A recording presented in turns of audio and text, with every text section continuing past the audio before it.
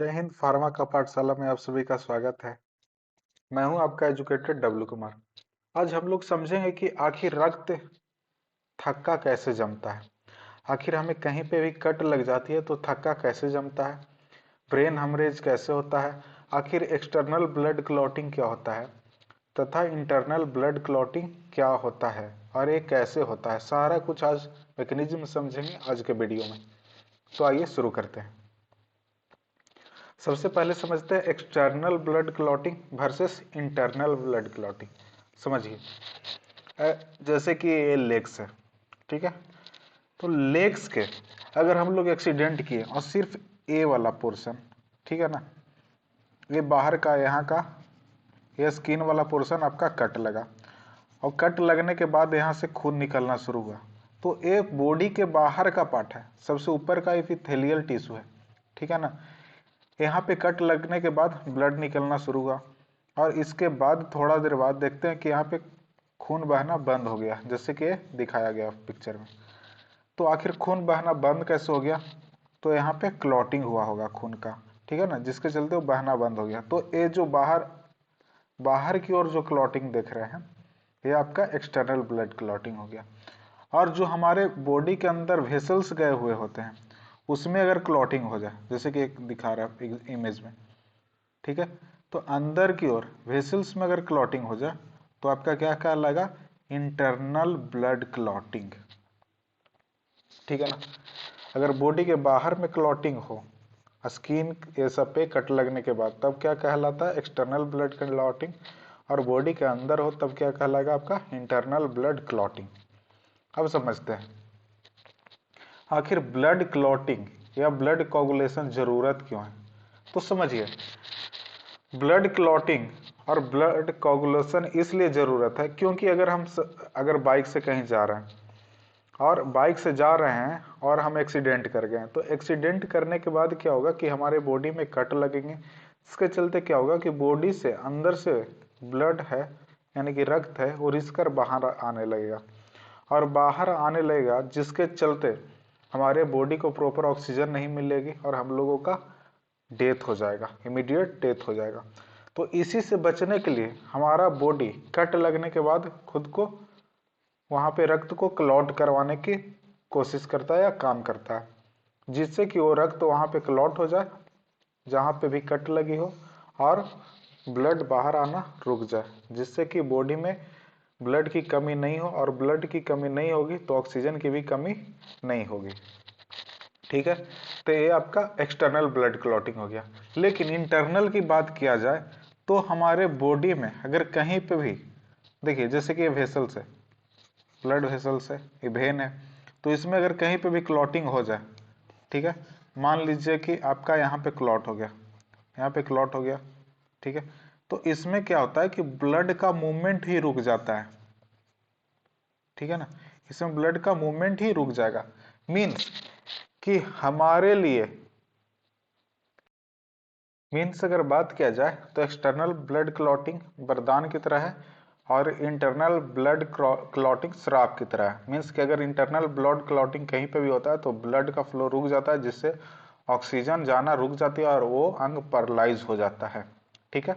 अब आगे देखते हैं, तो ब्लड कोगुलेशन होता कैसे है। तो ब्लड कोगुलेशन जनरली बहुत सारे इसमें मैकेनिज्म आते हैं, जिसमें कि अगर सुपरफिशियल देखा जाए, सुपरफिशियल तरीके से हम देखते हैं तो इसमें 4 स्टेप होता है। सबसे पहले अगर बॉडी में कहीं कट लगता है, ठीक है ना, तो बॉडी में कहीं पे भी टिश्यू में कट लगता है, ठीक है, तो टिश्यू में जैसे ही कट लगा, जैसे कि हाथ का पार्ट है तो यहाँ पे कट लग गया, तो जैसे ही कट लगता है तो वहां से जो डैमेज प्लेटलेट्स है वो थ्रोम्बोप्लास्टिन रिलीज करता है। क्या रिलीज करता है? थ्रोम्बोप्लास्टिन, जो कि प्रोथ्रोम्बिन पे पड़ के उसको क्या में चेंज कर देता है? थ्रोम्बिन में। फिर से समझिए, यहाँ पे जैसे कि अंग में कट लग गया, तो अंग में कट लग गया तो पहले से यहाँ पे क्या कुछ तो ब्लड प्रेजेंट होगा ना, तो उस डैमेज प्लेटलेट्स, ब्लड में प्लेटलेट्स पाया जाता है, तो उस डैमेज प्लेटलेट्स से क्या निकला होगा? थ्रोम्बोप्लास्टिन निकला होगा, और जो ब्लड में प्रॉपर प्रोथ्रोम्बिन होगा उसको क्या में कन्वर्ट कर देगा? थ्रोम्बिन में कन्वर्ट कर देगा। और इसमें कैल्शियम भी आता है, कैल्शियम हेल्प करता है। और ए थ्रोम्बिन ब्लड में पहले से जो पाए जाते हैं फाइब्रिनोजेन, उस पे एक्ट करके उस फाइब्रिनोजेन को किस में कन्वर्ट कर देता है, फाइब्रिन में। और फाइब्रिन का स्ट्रक्चर कैसा होता है, ऐसे फाइबर लाइक, ठीक है ना। ये जो फाइब्रिनोजेन होता है ये आपके ब्लड सेल में घुला रहता है, ठीक है ना, ये लिक्विड फॉर्म में रहता है। लेकिन जैसे ही इस पे थ्रोम्बिन, फाइब्रिनोजेन पे थ्रोम्बिन एक्ट करता है तो ये फाइब्रिनोजेन किस में, फाइबर्स लाइक स्ट्रक्चर में चेंज हो जाता है। और चेंज होने के बाद जहां पे भी क्लॉटिंग होती है उसको क्या करता है, उसको रोक देता है। तो ये फाइब्रिन है जो ब्लड सेल के साथ मिलकर प्रॉपर क्या बना लेता है, आपका क्लॉट। और क्लॉट जैसा ही बनता है, ठीक है ना, तो यहाँ से जो ब्लड बाहर जा रहा था तो यहाँ पे क्लॉट बन गया, इसके चलते यहाँ पे ब्लड जाना रुक जाएगा, जिसको आगे इमेज में समझते हैं। इससे पहले हम लोग डिटेल्स मैकेनिज्म समझते हैं, वो सुपरफिशियल मैकेनिज्म था, ये आपका डिटेल्स मैकेनिज्म है। जैसे कि कोई भी पार्ट इंजर्ड हुआ तो उसके प्लेटलेट से क्या निकलेगा, थ्रोम्बोप्लास्टिन, जो कि पहले से हमारे बॉडी में यानी कि ब्लड में थ्रोम्बिन रहेगा, उसको प्रोथ्रोम्बिन रहेगा, उसको क्या में कन्वर्ट कर देगा, थ्रोम्बिन में, ठीक है। और ये थ्रोम्बिन फाइब्रिनोजेन के साथ रिएक्ट करके क्या में कन्वर्ट कर देगा, फाइब्रिन में। और ये फाइब्रिन आपके ब्लड और आरबीसी के साथ मिलकर सारे कुछ को क्या कर देगा, क्लॉट कर देगा। और समझिए इसमें बहुत सारे अदर फैक्टर भी होते हैं जो कि ब्लड को कोगुलेट करवाने का काम करते हैं। या विटामिन के, आप लोग समझे होंगे, ये विटामिन के है जो ब्लड को थक्का जमाता है। तो कैसे करता है, देखिए हमारे बॉडी में बहुत सारे थक्का जमाने का मैकेनिज्म है। उसमें एक तो मैकेनिज्म ये देख रहे हैं कि हमारा अगर टिश्यू डैमेज हो तो उससे प्लेटलेट्स निकलेगा, डैमेज प्लेटलेट्स क्या थ्रोम्बोप्लास्टिन सेक्रेट करेगा, जो कि प्रोथ्रोम्बिन पे एक्टिव, इसके साथ रिएक्ट करके इसको क्या में कन्वर्ट कर देगा, थ्रोम्बिन में। और इसको थ्रोम्बिन को किस में, थ्रोम्बिन है जो फाइब्रिनोजेन पे रिएक्ट करके किसको, इसको कन्वर्ट कर देगा फाइब्रिन में, जो कि फाइबर लाइक का स्ट्रक्चर है, जो कि अभी पहले देखे। और ये फाइब्रिन प्लेटलेट्स और आरबीसी के साथ मिलकर प्रॉपर क्लॉट बना देता है। लेकिन इसमें बहुत सारे अलग अलग पाथवे भी जुड़े हुए हैं, जैसे कि अदर फैक्टर भी प्लेटलेट्स को एक्टिवेट कर सकता है, यानी कि थ्रोम्बोप्लास्टिन को एक्टिवेट कर सकता है। या विटामिन के डायरेक्ट प्रोथ्रोम्बिन पे एक्ट करता है और उसको क्या में कन्वर्ट कर देता है, थ्रोम्बिन में। और फिर पूरा ये प्रोसेस चलता है और ब्लड क्लॉट होता है। इसके अलावा भी बहुत सारे एक्सट्रेंसिक फैक्टर है, इंट्रेंसिक फैक्टर है, जो हम डिटेल्स में नहीं जा रहे हैं, बस नॉर्मली बता दे रहे हैं, ठीक है ना, जो कि ब्लड क्लॉटिंग के लिए रिस्पॉन्सिबल है। जैसे कि ये आपका हम सारा स्टेज बता चुके हैं, स्टेज 1, स्टेज 2, स्टेज 3, स्टेज 4, ठीक है। ये स्लाइड में आपका ये सारा डिटेल्स है। अब समझिए, अब कोगुलेशन फैक्टर में बहुत सारा एक्सटर्नल और इंटरनल फैक्टर होते हैं, जिसको एक्सट्रिंसिक और इंट्रिंसिक फैक्टर बोलते हैं, जो कि मेजर रूप से आपका क्या हो गया, ये 13 होते हैं, ठीक है ना। जिसमें कि कैल्शियम, इसमें मेन याद रखना है कैल्शियम, ब्लड कोगुलेशन फैक्टर 4 होता है। अगर कैल्शियम की कमी हो जाए तभी ब्लड नहीं जमेगा। इनमें से जो भी चीजें लिखी हुई है अगर किसी की भी कमी हो जाए तो उसके कारण आपका ब्लड कोगुलेट नहीं करेगा, यानी कि कहीं पे कट लग जाएगा तो खून बहते ही रहेगा। लेकिन इसके अलावा जो मेन है वो समझते हैं। तो आपका कैल्शियम आयन है जो कि ब्लड कोगुलेशन फैक्टर 4 है, ठीक है ना। उसी तरह आपने एक बहुत ही फेमस नाम सुना होगा, हीमोफीलिया। तो हीमोफीलिया तो अगर पूछेगा कि हीमोफीलिया जो है वो कौन सा ब्लड कोगुलेशन फैक्टर है, तो वो क्या है आपका 8, क्या कहलाएगा 8। इसकी कमी हो जाती है जब कोई हीमोफिलिक पर्सन होता है तो उसके कट लगने के बाद खून बहना बंद नहीं होता है, ठीक है ना। तो उसमें किसकी कमी रहती है, ब्लड कोगुलेशन फैक्टर 8 की कमी हो जाती है। और एक और, ठीक है ना, इसको क्रिसमस फैक्टर बोलते हैं, ठीक है ना। ये भी हीमोफीलिया का एक टाइप है, इसको हीमोफीलिया ए बोलते हैं, ठीक है, और इसको हीमोफीलिया बी बोलते हैं। तो बी में क्रिसमस फैक्टर, ठीक है ना, किसकी कमी हो जाती है, क्रिसमस फैक्टर की कमी हो जाती है। ये भी एक तरह का हीमोफीलिया है जिसकी कमी के कारण आपका ब्लड कोगुलेट नहीं होता है, ठीक है। ये नॉर्मली एक ओवरव्यू है जिसको देख लीजिएगा। अब समझिए कोगुलेशन का प्रॉपर विजुअल से समझिए। जैसे कि यहाँ पे कट लगा था तो इसके प्लेटलेट्स क्या किया होगा, जो भी एंजाइम्स है उसको एक्टिवेट कर दिया होगा। तो एंजाइम्स के एक्टिवेट होने से क्या हो गया, यहाँ पे क्लॉट का फॉर्मेशन हुआ ब्लड सेल। और देखिए ये फाइब्रिनोजेन क्या में कन्वर्ट हो गया, फाइबर में, और फाइबर में कन्वर्ट होने के बाद प्रॉपर यहाँ पे क्या किया है, एक बड़ा सा गुच्छा लाइक स्ट्रक्चर सॉलिड मास आके यहाँ पे बैठ गया, जिसके चलते क्या हो गया, अब ब्लड जो भी जाएगा वो इससे पार नहीं हो पाएगा, ये सीधे चला जाएगा, यानी कि बॉडी से बाहर नहीं जा पाएगा। और इस तरीके से हमारा ब्लड क्या हो जाएगा, कोगुलेट कर जाएगा, ठीक है, और हमारा बॉडी से ब्लड की लॉस नहीं होगी। अब समझिए importance of blood coagulation. Blood coagulation important क्या है, अभी हम किस में देख रहे हैं, एक्सटर्नल ब्लड क्लॉटिंग में। तो ये जो भी इंपॉर्टेंट बता रहे हैं वो एक्सटर्नल ब्लड क्लॉटिंग के लिए, ठीक है ना। तो अगर ब्लड कोगुलेट करेगा, ठीक है ना, कोगुलेट होने से क्या होगा, प्रिवेंट एक्सेसिव ब्लड लॉस, ठीक है ना। एक्स्ट्रा जो ब्लड लॉस होने की चांसेस है कट छट लगने के कारण, तो हमारा एक्स्ट्रा ब्लड लॉस नहीं होगा, क्योंकि कोगुलेट हो जाएगा, जिसके चलते ब्लड बाहर बेकार नहीं बहेगा। दूसरा क्या होगा, कोगुलेशन होने से प्रमोट वुंड हीलिंग। वुंड मतलब कि अगर कट लग जाता है तो वहां पे घाव हो जाता है, तो घाव हो गया तो ब्लड ही प्रॉपर वहां पे कोगुलेट होता है, ठीक है ना, और पपड़ी जैसा कुछ बना लेता है और फिर फाइनली वो घाव भर जाता है। तो ये सब किसके कारण होता है, ब्लड कोगुलेशन के कारण। और ब्लड डिफेंस अगेंस्ट इन्फेक्शन। समझिए अगर ब्लड वेसल्स कहीं पे या हाथ पैर कट जाए तो यहाँ से क्या हो सकता है, बैक्टीरिया वायरस इंटर कर सकते हैं। तो कोगुलेट होने से क्या हो गया, एक बैरियर बना दिया, जिससे कि हमें इन्फेक्शन भी से भी बचाता है, ठीक है ना, इन्फेक्शन होने से भी हमारे बॉडी को बचाता है। अब समझिए फैक्टर अफेक्टिंग ब्लड कोगुलेशन, कौन कौन से फैक्टर अफेक्ट कर सकते हैं। तो एक जेनेटिक फैक्टर हो गया, जैसे कि हम बताए थे ना, हीमोफीलिया, ये सब किस में आता है, जेनेटिक फैक्टर में हो गया। फिर मेडिकल कंडीशन कुछ कुछ हो सकते हैं, जैसे कि लीवर डिजीज आपका हो गया, किडनी डिजीज हो गया, कैंसर हो गया, इन सब में ब्लड क्लॉटिंग नहीं होती है, ये सब अफेक्ट कर सकता है। या बहुत सारा मेडिसिन खाने से भी हमें ब्लड क्लॉटिंग की प्रॉब्लम होती है, वो जैसे कि एस्प्रिन खा लें तो हमारे बॉडी में ब्लड क्लॉट ही नहीं होगा, या वारफोरिन ले लें तो हमारे ब्लड को क्या कर देता है, बहुत ज़्यादा पतला कर देता है, जिसके चलते हमारे बॉडी में ब्लड का क्लॉटिंग बनता ही नहीं है।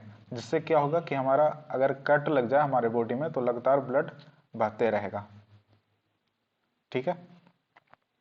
अब देखते हैं हम इंटरनल ब्लड क्लॉटिंग, ठीक है ना, क्या समझते हैं इंटरनल ब्लड क्लॉटिंग, ठीक है। तो देखिए इंटरनल, जाहिर सी बात है बॉडी के अंदर में अगर कहीं पे ब्लड क्लॉट हो तब उसको क्या बोलेंगे, इंटरनल ब्लड क्लॉटिंग। और ये बहुत ही सीरियस मेडिकल कंडीशन है, क्योंकि अगर समझिए कहीं पे भी अगर बॉडी के, जैसे कि हाथ की बात कर ले, तो ब्लड क्लॉट कर जाएगा तो इसमें ब्लड वेसल्स में ब्लड इधर उधर मूव नहीं करेगा। अगर ब्लड मूव नहीं करेगा तो उसमें ऑक्सीजन और जितना भी न्यूट्रिएंट्स है वो मूव नहीं कर पाएंगे, जिसके चलते हमें बहुत ही सीरियस तरह की प्रॉब्लम हो सकता है, जैसे कि हमारा हाथ सून पड़ जाएगा, हमारा हाथ काम नहीं करने लगेगा इत्यादि। ऐसा बहुत सारे समस्याएं हो सकती हैं, ठीक है। जैसे कि समझिए अगर हमारे हार्ट में ब्लड क्लॉट हो जाए, ठीक है ना, तो हमारे हार्ट में अगर ब्लड क्लॉट हो जाए तो हमारा जो हार्ट है वो ब्लड को बाहर की ओर पंप नहीं कर पाएगा, जिससे क्या है, तो इससे प्रॉब्लम ये होगा कि हमारे इधर के आसपास के वेसल्स फट सकती हैं, जिससे कि हम लोग बहुत सारा हार्ट अटैक ये सब जैसी समस्याएं देखने के लिए हमें मिल सकती हैं, ठीक है। अब समझिए एक वीडियो देखिए, जैसे कि हम इस वीडियो में देख रहे हैं कि आखिर ब्लड क्लॉटिंग कैसे होता है। देखिए जैसे कि ये ब्लड वेसल्स है, ठीक है ना, ये ब्लड वेसल्स में क्या हुआ कि इंटरनली आपका फैट जम गया, फैट जमने से इस ब्लड वेसल्स की चौड़ाई क्या हो गई, कम गई, और यहाँ पे आरबीसी आकर इकट्ठा होने लगे, जबकि इसको बाहर की ओर पास हो जाना चाहिए था, जबकि ऐसा हुआ नहीं, और एक जगह पे इकट्ठा होने लगे, जिससे हमारा ब्लड क्लॉट हो गया। इसको फिर से समझिए इस तरीके से, ये देखिए ये हमारा यहाँ पे फैट जमा है, इंटरनल ब्लड क्लॉटिंग है, ठीक है ना, जिससे कि आरबीसी आके यहाँ पे जमा होते गए और आगे की ओर मूव नहीं हो पाएंगे, और इस तरीके से हमारा क्या हो जाएगा, यहाँ पे ब्लड का क्लॉट फॉर्मेशन हो जाएगा।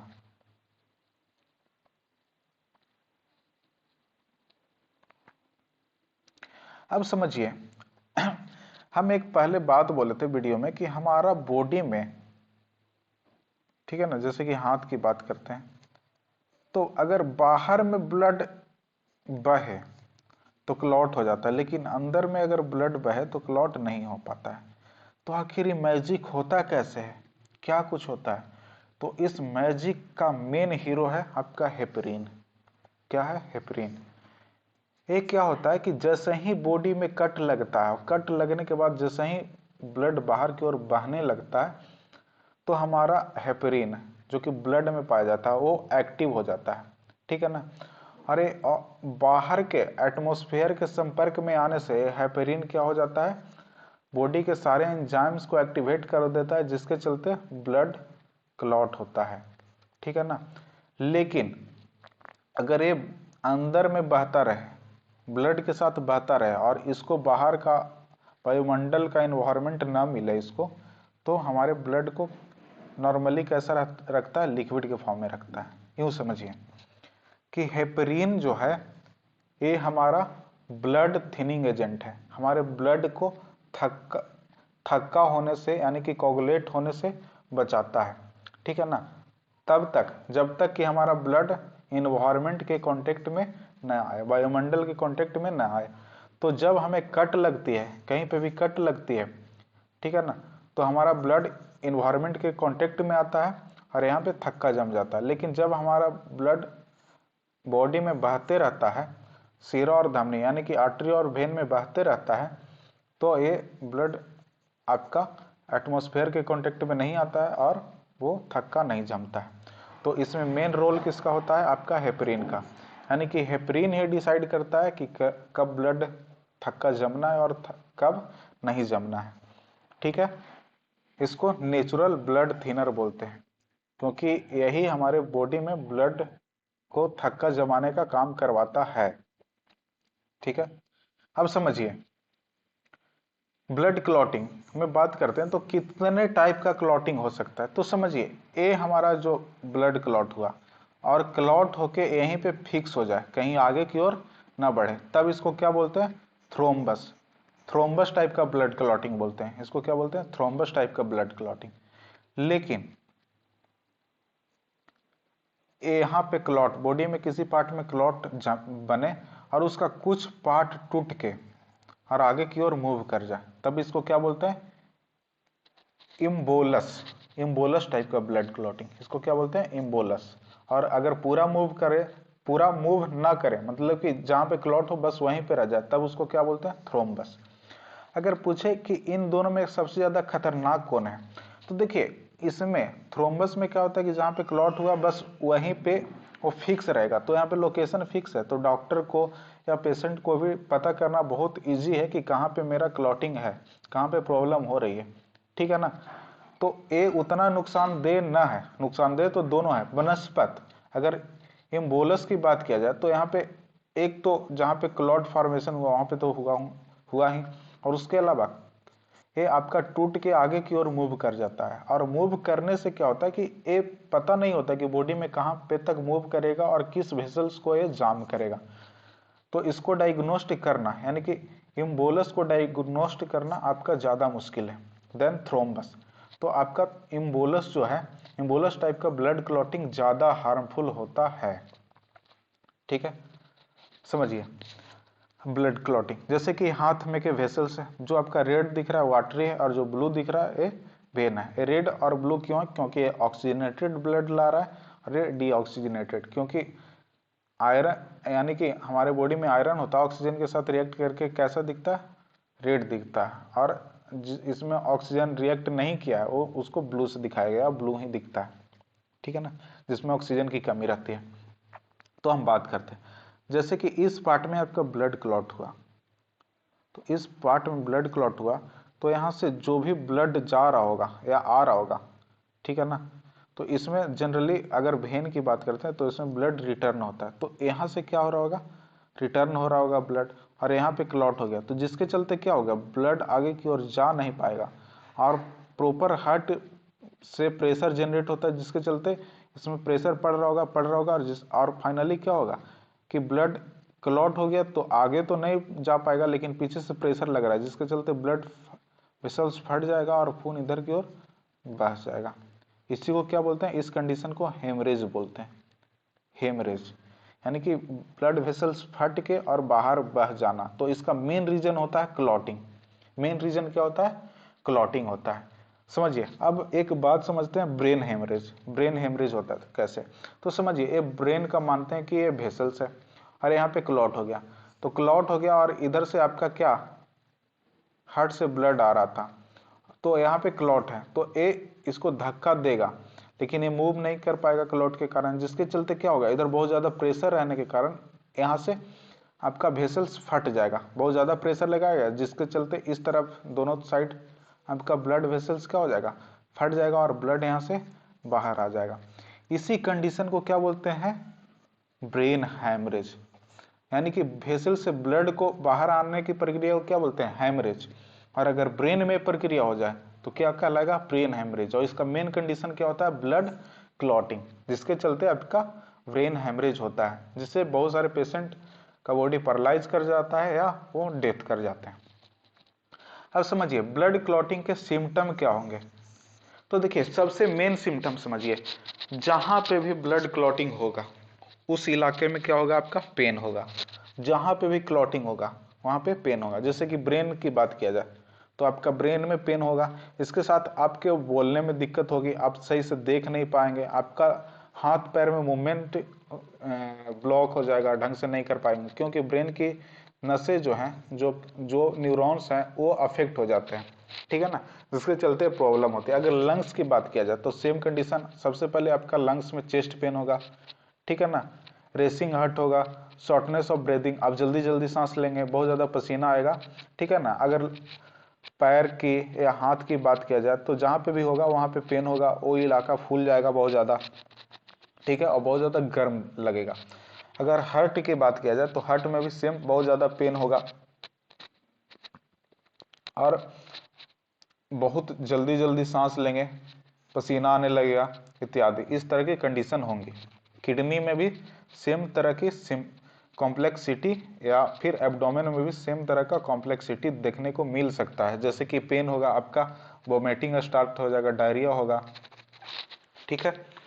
अब समझते हैं कि आखिर ब्लड क्लॉट को डायग्नोस्ट कैसे किया जाता है। तो देखिए, ब्लड क्लॉट को डायग्नोस्ट करने के लिए बहुत सारा हम ब्लड टेस्ट करवा सकते हैं, ठीक है ना, या फिर अल्ट्रासाउंड करके हम देख सकते हैं, या सीटी स्कैन या एमआरआई। एमआरआई को ही, एमआरआई शॉर्ट फॉर्म है, जिसको ही मतलब कि मैग्नीफाई फॉर्म क्या होता है, magnetic resonance angiography, MRI, sorry MRI नहीं, एमआरआई करवाते हैं, एंजियोग्राफी करवाते हैं, ठीक है।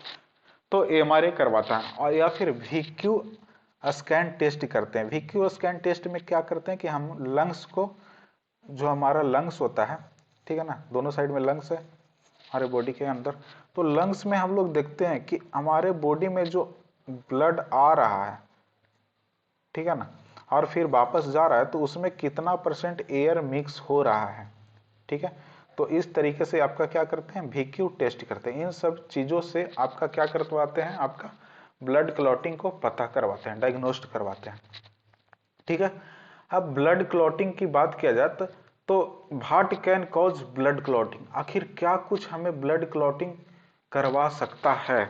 हम अभी किसकी बात कर रहे हैं, इंटरनल ब्लड क्लॉटिंग की। तो क्या कुछ हमें इंटरनल ब्लड क्लॉटिंग करवा सकता है, ठीक है ना। तो समझिए, जैसे कि आपका travel, surgery, trauma, genetic and age related problem, previous blood clot, pregnancy और चाइल्ड बर्थ, हार्मोनल कॉन्ट्रासेप्टिव और हार्मोन रिप्लेसमेंट थ्योरी, ठीक है, ये सारी चीजें ब्लड क्लॉटिंग करवा सकती है,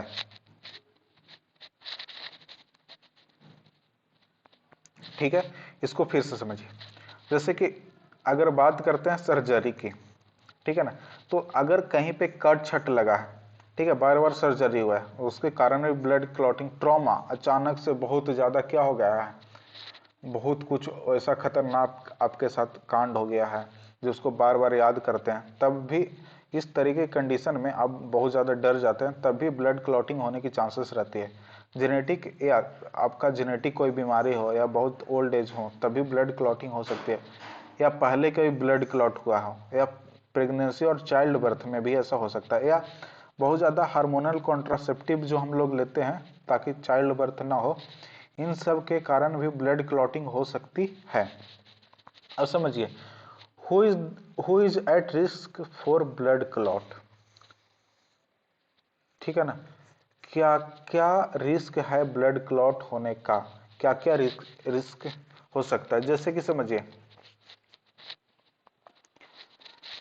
family history of blood clot, किसी आपके फैमिली में पहले किसी का ब्लड क्लॉट हुआ है तो आपको भी संभावना है कि हो सकती है, या कोई ओवर वेट हो यानी कि मोटापा का शिकार हो, प्रेगनेंसी के टाइम कभी सीरियस इंजरी हुआ है कुछ मेडिसिन खाने से, जैसे कि बर्थ कंट्रोल पिल अभी पढ़े ना पीछे, हार्मोनल बर्थ कंट्रोल पिल्स हो सकता है, बहुत ज़्यादा सिगरेट पीते हों, ठीक है ना, या एक ही पोजीशन में जैसे कि पैर मोड़ के बैठे हुए हैं तो लगातार बैठे हुए हैं, खड़ा है तो खड़ा है, मतलब कि बहुत लंबा पोजीशन में एक ही तरह से रहने से भी, या डायबिटीज के कारण, कोविड 19 के कारण भी बहुत सारा कंडीशन देखा गया कि ब्लड क्लॉट हुआ जिसके चलते हार्ट उसको पंप नहीं कर पाई और फट गया, जिसके चलते आपका क्या हो गया, हार्ट अटैक हो गया। तो कोविड भी एक बहुत बड़ा फैक्टर है आपका ब्लड क्लॉटिंग के लिए। फिर सर्टेन सर्जरी, ठीक है ना, सर्जरी से भी होता है, जेनेटिक डिसऑर्डर भी होता है, कैंसर हो गया, आर्टेरियल फाइब्रिलेशन हो गया, या एथेरोस्क्लेरोसिस, ये सारा कुछ हमें ब्लड क्लॉटिंग करवा सकता है, इन सब के कारण हमें रिस्क हो सकती है। तो अगर ये सब कभी हुआ है तो आपको ध्यान रखना है कि आपका ब्लड क्लॉटिंग हो सकती है। ठीक है, अब देखते हैं कि आप प्रिवेंट कैसे हो सकते हैं, जो इंटरनल ब्लड क्लॉटिंग हो रहा है बॉडी के अंदर उससे कैसे बचा जा सकता है। तो रेगुलर आप फिजिकल एक्टिविटी करिए, सिगरेट नहीं पिएंगे, डेली अच्छा डाइट लेंगे, हेल्दी डाइट लेंगे, बहुत ज़्यादा ऑयली खाना नहीं खाएंगे, ठीक है ना, ज़्यादा फैट कंज्यूम नहीं करेंगे, मेंटेनिंग हेल्दी वेट, आप प्रॉपर वेट को मेंटेन करके रखेंगे, controlling medical provision problems sorry controlling medical problem such as high blood pressure and diabetic. आप मेडिकल प्रॉब्लम जैसे कि किसी को डायबिटीज की समस्या है या बीपी की समस्या है तो उस सबको कंट्रोल में रखेंगे, बीपी को बहुत ज़्यादा बढ़ने नहीं देंगे, डायबिटीज को बहुत ज़्यादा बढ़ने नहीं देंगे। Make sure you are up to date with cancer screening, आप ध्यान देंगे कि आपको कैंसर नहीं है, आप प्रॉपर कैंसर स्क्रीनिंग करवाते रहिए। इन सभी तरीकों को ध्यान रखिए, आप ब्लड क्लॉटिंग से बच सकते हैं। अब देखिए, डिसऑर्डर ऑफ ब्लड कोगुलेशन, देखिए अगर हाइपर कोगुलेशन हो जाए, हाइपर कोगुलेशन हो जाए तो जहां तहां क्या होगा, ब्लड का थक्का जम जाएगा जिससे कि आपका हार्ट अटैक हो सकता है, ब्रेन हेमरेज हो सकता है, पल्मोनरी इबोलिज्म हो सकता है, यानी कि लंग्स में क्या हो जाएगा, थक्का जम जाएगा जिससे कि हम सांस नहीं ले पाएंगे, बहुत ज़्यादा प्रॉब्लम होगी, ठीक है ना, हार्ट अटैक आएगा, ब्रेन हेमरेज, ये सब जैसी समस्याएं हो सकती है। अगर हाइपोकोगुलेशन की बात की जाए तो हाइपोकोगुलेशन मीन्स कि ब्लड का थक्का नहीं जमा, जैसे कि आपका क्या बताए, आपका बारफोरिन खा ले तब, एस्पिरिन खा ले तब, या फिर कब, जब हीमोफीलिया हो तब, या कैल्शियम की कमी हो जाए बॉडी में तब इस कंडीशन में क्या होगा, आपका एक्सेसिव ब्लड लॉस होगा, जिसके चलते क्या होगा, हमें बॉडी में ब्लड की कमी हो जाएगी, और ब्लड की कमी हो जाएगी तो ऑक्सीजन की कमी हो जाएगी जिसके चलते डेथ हो जाएगा। तो हाइपर कोगुलेशन भी हमें नुकसान करवा सकता है और हाइपोकोगुलेशन भी हमें नुकसान करवा सकता है, ठीक है ना। और अगर हमारा वीडियो अच्छा लग रहा है तो आपसे निवेदन है, हमारे वीडियो को लाइक करिए, शेयर करिए, सब्सक्राइब करिए, क्योंकि ये वीडियो आपके लिए बहुत मेहनत से बनाया गया है, ठीक है। तो जितना से ज़्यादा हो सके हमारे चैनल को सब्सक्राइब करिए, हमारे वीडियो को लाइक करिए और प्यारा सा कमेंट करिए, ठीक है। और आपके डिस्क्रिप्शन बॉक्स में इस टेलीग्राम का लिंक है जिसमें कि अभी जो भी पढ़ाए हैं उसका PDF आपको मिल जाएगा, तो वहाँ पे टेलीग्राम पे जा करके इस वीडियो का आप PDF भी प्राप्त कर सकते हैं। आपको वीडियो देखने के लिए बहुत बहुत धन्यवाद, थैंक यू।